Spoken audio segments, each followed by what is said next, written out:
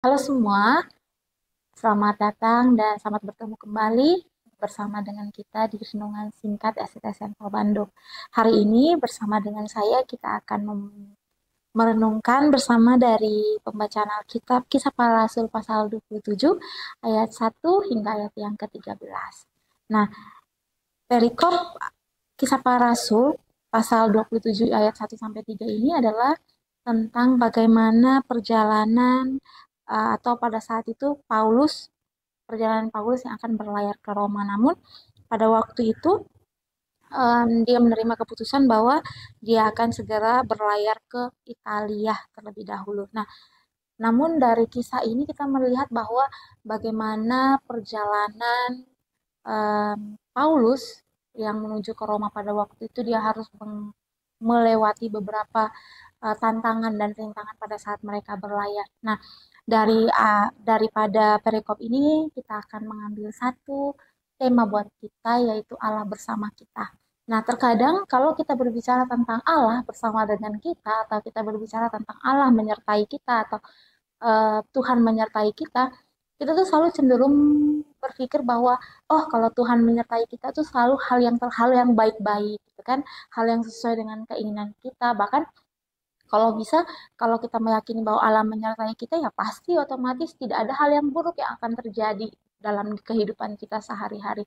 Namun kalau kita melihat dari kisah para rasul pasal 27 ini yang menjelaskan bagaimana perjalanan Rasul Paulus pada waktu itu, kita tidak melihat seperti itu. Nah, apakah kita bisa mengatakan bahwa Tuhan tidak menyertai Paulus pada waktu perjalanannya? Tidak demikian. Tapi di sini kita akan melihat bagaimana penyertaan Tuhan yang sesungguhnya. Ya, jadi kita tidak bisa memikirkan bahwa penyertaan Tuhan itu selalu hal yang baik yang terjadi dalam hidup kita itulah penyertaan Tuhan. Tapi kita akan belajar bersama bagaimana sebenarnya penyertaan Tuhan itu bisa terjadi dalam keadaan apapun. Nah, ketika kita melihat ketika keputusan dikeluarkan bahwa Paulus itu harus pergi ke Italia, nah kesempatan untuk Paulus untuk bersaksi di Roma itu sebenarnya terbuka dan ini berarti kehendak Tuhan itu terjadi. Ya, kenapa bisa gitu kan?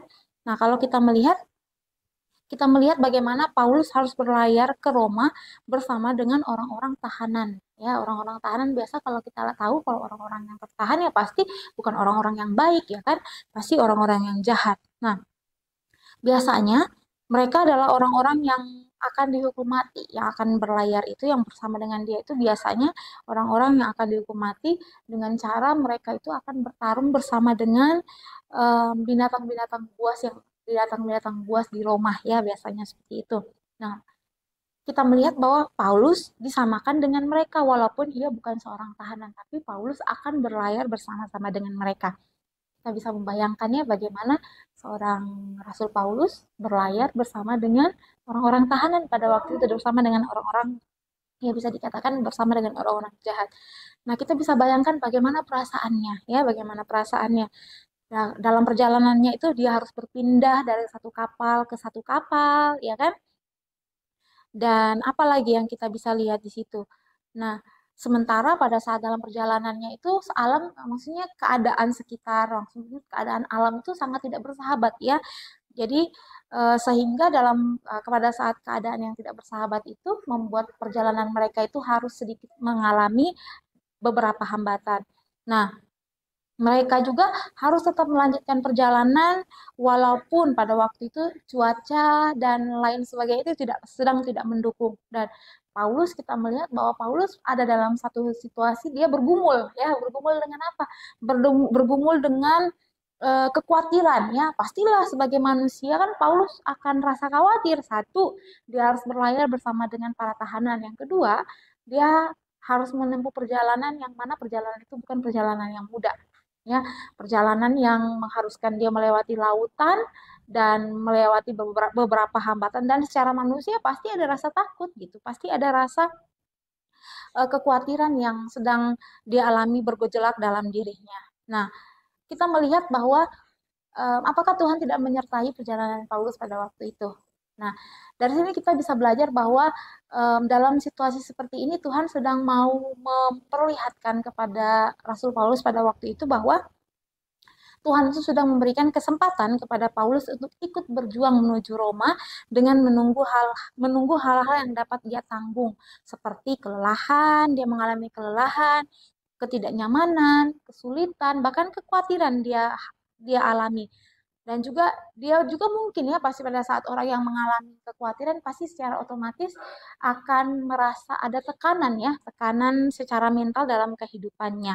Nah, namun daripada hal ini justru Paulus itu Tuhan itu mau mengizinkan kepada Paulus untuk melihat bahwa ini loh hal yang bisa kamu megah. Ada hal yang bisa kamu jadikan sebagai satu pembelajaran bahwa dan melihat bahwa penyertaan Tuhan itu menyertai kamu dalam perjalanan begitu.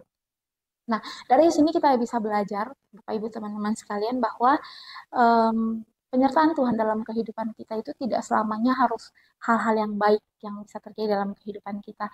Tapi terkadang ada hal-hal yang diizinkan Tuhan untuk kita lalui, untuk bisa menjadi satu kesaksian, untuk bisa menjadi satu hal, menjadi berkat buat kita untuk bisa kita bagikan kepada orang lain. Nah, kalau kita lihat, kenapa Paulus diizinkan Tuhan untuk mengalami hal berjalan bersama dengan para tahanan, terus harus melewati cuaca yang kurang baik gitu kan. Tapi justru daripada hal ini, itu Tuhan mau mengajarkan kepada Rasul Paulus bahwa nanti pada saat kamu sampai ke Roma, ini bisa menjadi kesaksian bahwa Tuhan itu menyertai perjalanan. Gitu. Nah, jadi bisa kita jadikan mungkin dalam kehidupan kita sekarang kita merasa terlalu banyak badai yang menimpa hidup kita.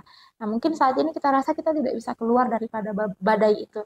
Tapi percaya tidak percaya, ya, percaya tidak percaya secara tidak langsung suatu saat pasti dari apa yang kita lewati, badai yang kita lewati itu bisa menjadi berkat buat orang lain. Ya, jadi tidak selamanya penyertaan Tuhan itu selalu hal yang baik-baik. Kadang diizinkan Tuhan untuk melewati hal-hal yang buruk, tapi kita tetap bisa merasakan kehadiran Tuhan dan bisa melewatinya. Ya, jadi suatu saat itu bisa menjadi berkat bagi orang yang ada di sekitar kita. Jadi baik sampai di sini dengan kita, kiranya Tuhan Yesus memberkati.